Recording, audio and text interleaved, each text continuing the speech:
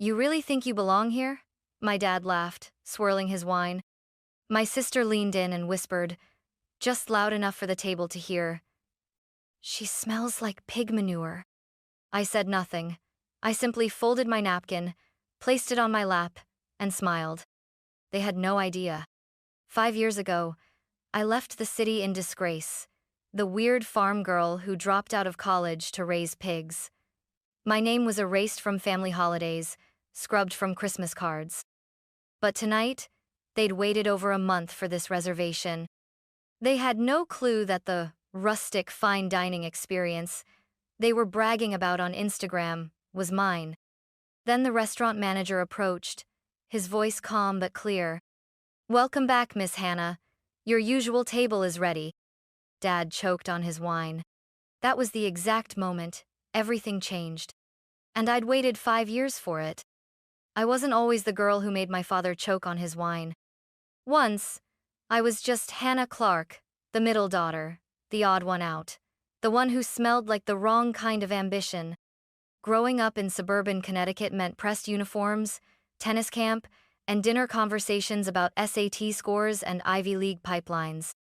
My older sister Lillian was everything my parents hoped for: straight, a student, Yale, bound, fluent in French by sophomore year.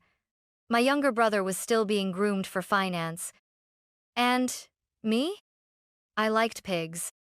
Not as a joke, not in a kids love animals kind of way. I was obsessed. By 12, I knew more about rotational grazing and ethical breeding than most adults. While my siblings joined debate clubs, I volunteered at a small local farm. I spent my weekends mucking stalls, bottle-feeding runt piglets, and learning to tell the difference between acorns and barley in feed blends. My mother once said I smelled uncivilized. At 14, I announced I wanted to raise heritage breed pigs and build a business from it. Something clean, sustainable, honest.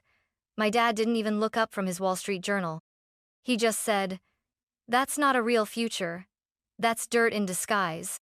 Lillian laughed. "What are you going to call it? Pig Princess Inc.?" I went quiet. But inside, I was already planning. I went to college like they asked. A semester and a half later, I dropped out. The day I told them, my father slammed his fist on the dining table. "You're throwing away a legacy for manure?" And my mother, always the colder one, stood up mid-sentence and left the room. From that moment on, I was erased. No more invitations. No birthday calls. Not even a text when my grandmother passed. But I wasn't surprised. In the Clark family, love had always been conditional, and I had broken the conditions. I took what little savings I had and leased 5 acres in rural Vermont. It wasn't glamorous. I lived in a trailer. My boots were second-hand. The pigs were my only family. But for the first time in my life, I felt like I was doing something real. And even though I worked 16-hour days in freezing mud, even though I cried some nights because the silence felt bottomless, even though I sold bacon at farmers markets for pennies, I never once wished I'd stayed. Because deep down, I believed something they never did. That honesty, labor, and purpose could build something beautiful. Even if it started with mud. The early years were brutal. I started with 7 pigs, all rescues from a defunct operation that had abandoned them in the middle of winter. I built shelter from salvaged wood and slept in the trailer beside them with a space heater that barely worked. Every dollar I made went to feed and vet bills. Every hour of rest felt like a stolen luxury. People thought I was crazy. The pig girl. They called me at the general store, half joking, half pitying. Even the local farmers rolled their eyes when I talked about raising pigs without hormones, without confinement crates, letting them roam in pastures and root freely. "Sounds cute until they tear up an acre overnight," one of them said. They weren't wrong. I made mistakes. I lost money. But I kept going. I documented everything. Every muddy mistake. Every sunlit moment when the piglets napped in hay. Every time I made something edible, from scratch pork belly with maple glaze, slow-roasted shoulder with heirloom apples. I didn't do it for attention at first, but one day, in a moment of tired defiance, I posted a video on social media. What happens when you respect the animal? Real pork, real process.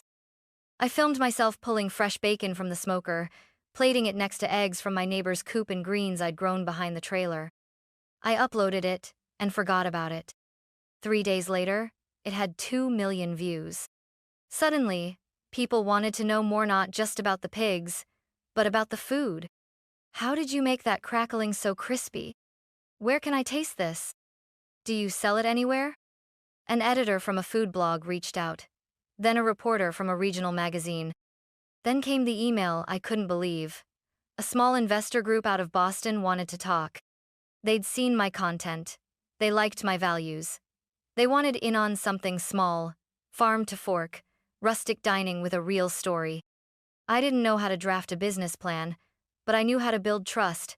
I invited them to dinner, right there at the farm, under a string of hardware store lights and mismatched tables. I cooked 6 courses from scratch, all with my own pork. They signed the next day. That's how the Honest Pig was born first, just a converted barn with 12 tables, later a full-fledged restaurant with a wait list. People drove hours to eat there. Some stayed the night in their cars. It was real. It was growing. I still mucked stalls every morning. But now, when I looked at my pigs, I saw more than survival. I saw a future one built not in spite of the mud, but because of it. We opened the first official location of the Honest Pig, 9 months after that backyard dinner. It wasn't fancy, just an old feed store we gutted and rebuilt with help from local carpenters and 3 college interns who believed in what I was doing. The walls were reclaimed barnwood, the tables handmade from pine, the chairs mismatched on purpose. There was no sign outside, just a small iron pig silhouette above the door. But what mattered was the smell.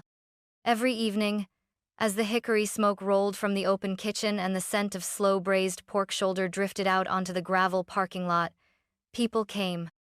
They brought lawn chairs when we ran out of seating. They waited 2, sometimes 3 hours, and they told their friends. I built the menu from everything I'd learned in the field. Pork chops with apple cider juice, crispy pig ear tacos with lime crema, house-cured ham served over skillet cornbread with hot honey. Everything came from small farms I trusted, including my own. No shortcuts, no frozen meat, no food that hadn't been touched by real hands. It wasn't just food. It was a statement.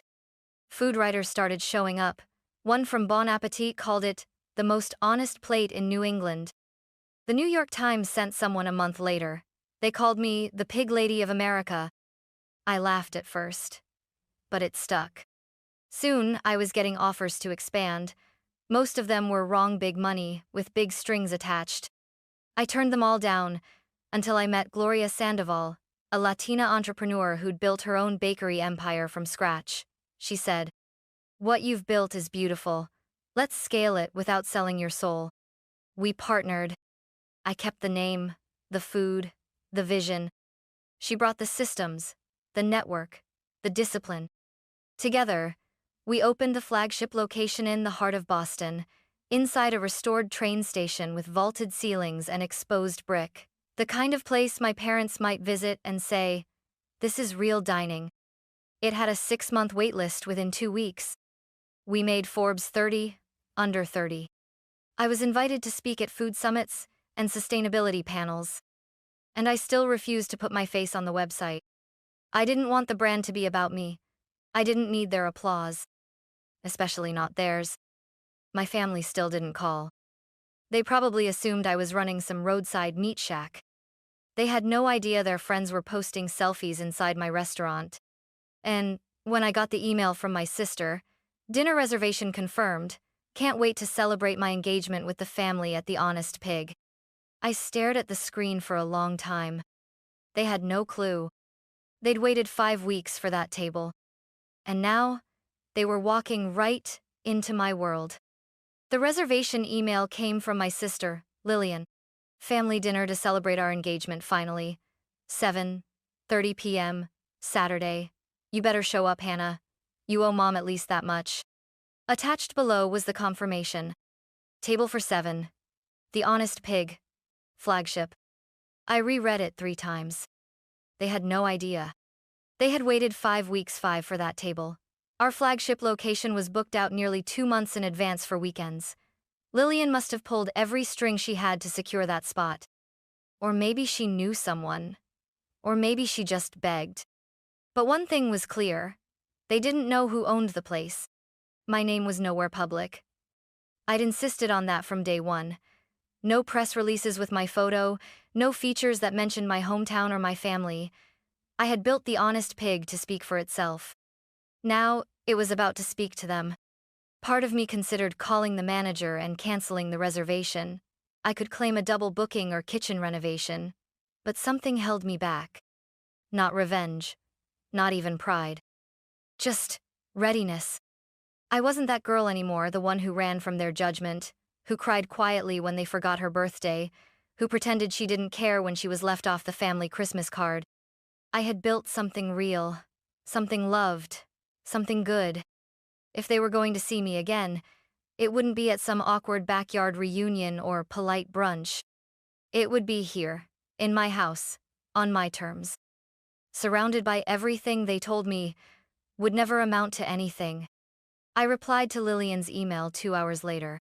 Confirmed. I'll be there. I arrived 10 minutes early.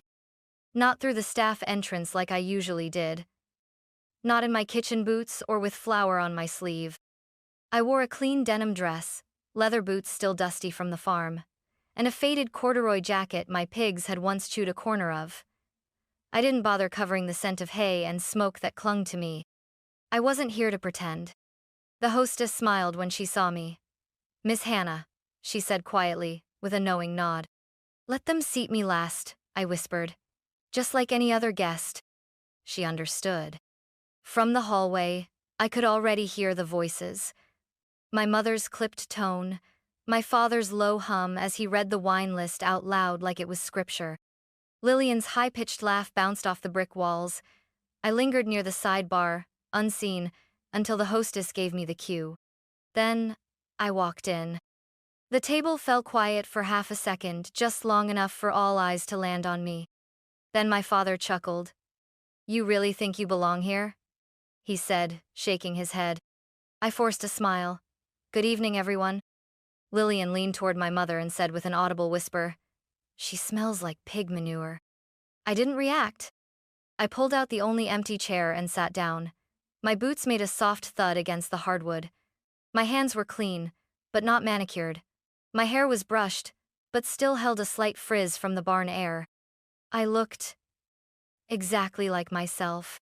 "You could have dressed up a little," my mother murmured behind her champagne flute. "This is my version of formal," I said, pouring myself water. "I hope you can at least afford dinner," my father added with a grin. "This place isn't cheap." I nodded politely. No one asked how I'd been. No one said, "Nice to see you." To them, I was still the girl who threw her future into a pigsty. And yet, they had waited 5 weeks to sit at this table. 5 weeks to dine in a place I had built. They just didn't know it yet. Not yet. The appetizers had just been cleared when it happened. We'd gotten through a shared plate of pork rouletami own recipe and maple-glazed bacon flatbread. They had no idea they were critiquing my creations. My mother pushed aside the pickled onions. Lillian scraped off the crackling. My father asked if the bacon was too thick for modern plating. I let them. Then, Marcus appeared. He was our general manager, polished, calm, and sharp as a carving knife. He approached our table with his signature grace, holding a leather folder in one hand. "Excuse me," he said, voice warm but composed. "Is there a Miss Hannah Clark at this table?" My father frowned. "Why?" he asked, immediately defensive. "Is there a problem?" Marcus turned to me, ignoring the question. Then he smiled. "Welcome back, Miss Hannah. Your usual table is ready in the side dining room. Would you like me to bring over the investor's wine list now or after your walkthrough?" Silence. Lillian blinked first. My mother's hand froze midair. My father choked on his wine. Literally. He coughed twice, then dabbed at his lips with his napkin, eyes wide. I'm sorry, what?" he asked. Marcus turned to the rest of them, still professional. Miss Clark prefers to dine privately when she visits the flagship. The back room was held for her. Shall I move this party there? No, I said gently, setting down my water. This table is perfect. My family stared at me like I'd grown tusks. You work here?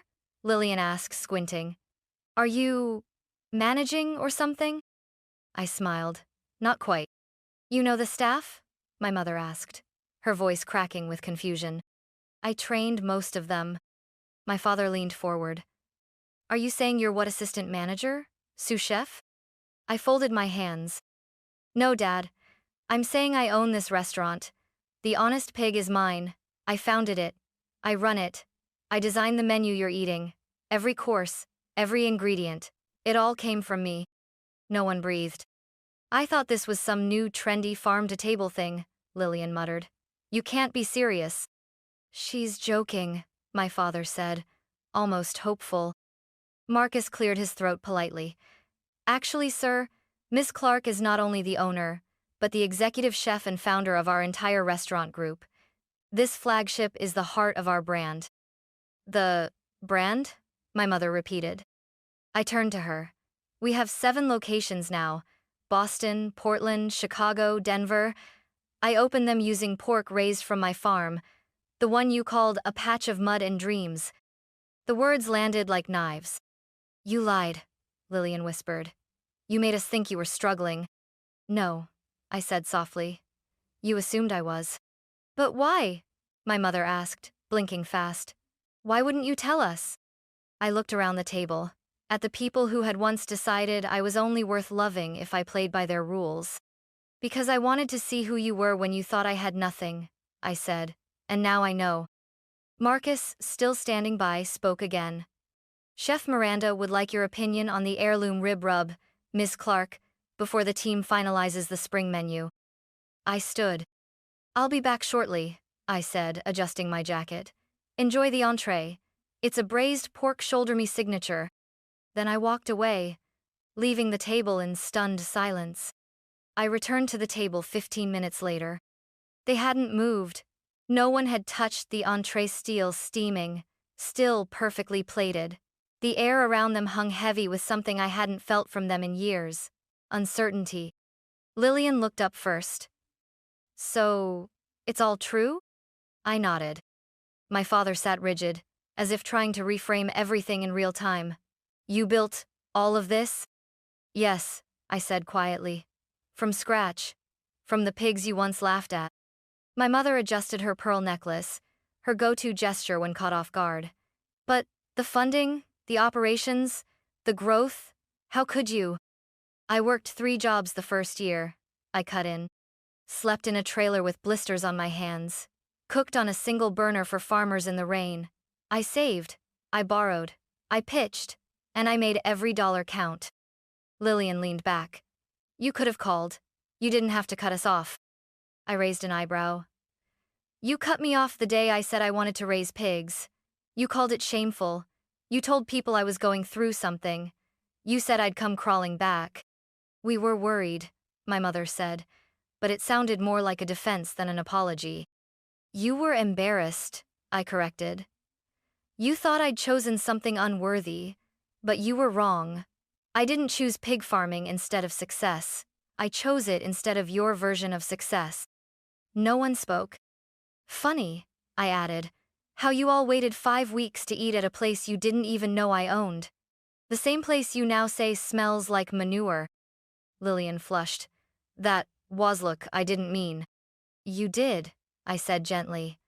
And it's fine, because it reminded me who I used to be to you, and who I'll never be again. My father cleared his throat, trying to retake control.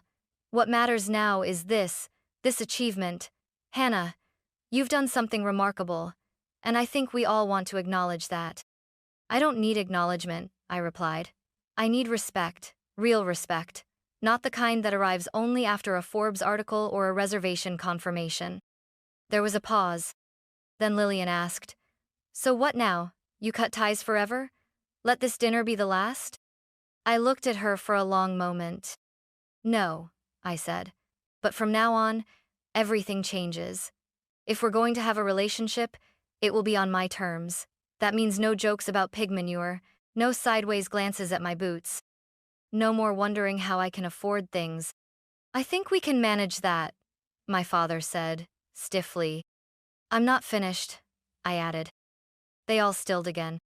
I don't want any networking favors, no investment offers, no guest invites to events so you can show off your daughter's restaurant. I'm not a family trophy now that I'm successful. I'm still the same girl who loved the smell of soil and hay more than silk and champagne.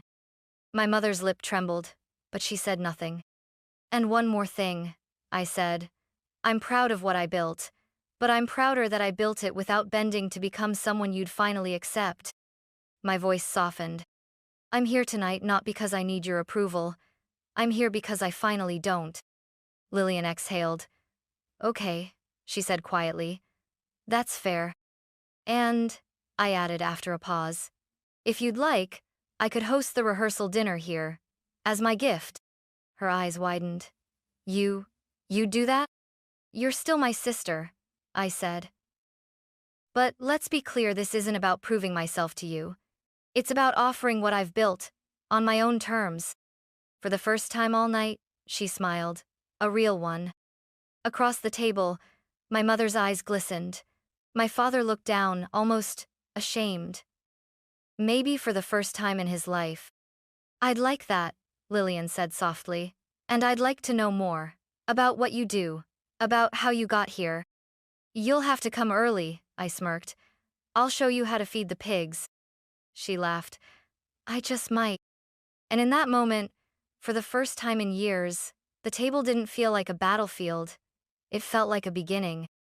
Later that night, after the plates had been cleared and the last glasses of cider sipped to silence, I stepped into the kitchen. My sanctuary. Miranda, my head chef and the backbone of this flagship, looked up from the pass window and grinned. So, how was dinner with the royals? I laughed. They choked on the pork, metaphorically and literally. She raised an eyebrow. The rub too spicy? No, I said. The truth was, we reviewed the spring menu changes, tasted a sliver of smoked belly for salt, adjusted the char on the seared loin. The usual rhythm of a closing shift grounded me like it always did. When the team finally wrapped up and the lights dimmed to the after-hours glow, I lingered near my office. I checked my phone. A message from Lillian. That was a lot, but thank you. Also, can we talk next week? I'd love to bring someone by the farm. No judgment, just curiosity. I smiled. Maybe she meant it. Maybe she didn't. But for the first time, she was reaching out not to correct me, but to understand me. I typed a short reply. Sure, wear boots. I turned off the kitchen lights and walked to the back patio or staff break area that overlooked the small herb garden we kept on site. Even in the city, I'd insisted we grow our own thyme and mint, basil and chives. A reminder of where it all began. The night was quiet, cool, the kind of quiet that doesn't feel empty but earned. I sat on the wooden bench by the rosemary bush and opened my leather-bound notebook, the one I used when things felt too big for screens. I wrote, I used to believe that success would feel like applause, but it doesn't. It feels like stillness, like peace, like not flinching when someone questions your path, because you no longer need to defend it. It feels like mud on your boots in a room full of crystal, and not caring. It feels like walking into a restaurant and knowing every scent, every story, every soul behind the dishes, because you built it. It feels like being the same girl they once called foolish, and not needing to prove them wrong anymore. I closed the notebook and looked up at the sky. The stars were dimmer here than on the farm, but they were still there, constant, like truth, like roots. And I knew, finally, I had come full circle. Not because they saw me now, but because I no longer needed them to.